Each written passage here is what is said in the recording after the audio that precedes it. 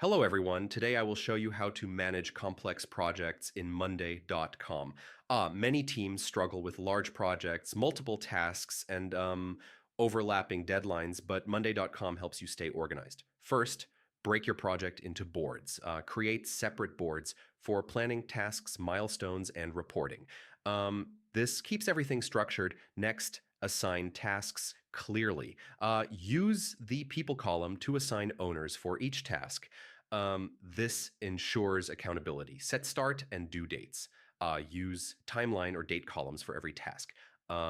This helps you track deadlines and prevent conflicts. Use dependencies. Mark tasks that rely on others to finish first. This prevents delays and keeps workflow smooth. Customize views. Use Gantt, Kanban, calendar, or workload views depending on your needs. Different views give different insights for better decisions. Track progress with dashboards. Combine boards to see status, charts, and reports in one place. This keeps your team and stakeholders informed. Finally, use automations. Set reminders, status changes, and notifications to reduce manual work. This ensures nothing is missed. So yeah, managing complex projects in Monday.com is about structured boards, clear assignments, timelines, dependencies, dashboards, and automations.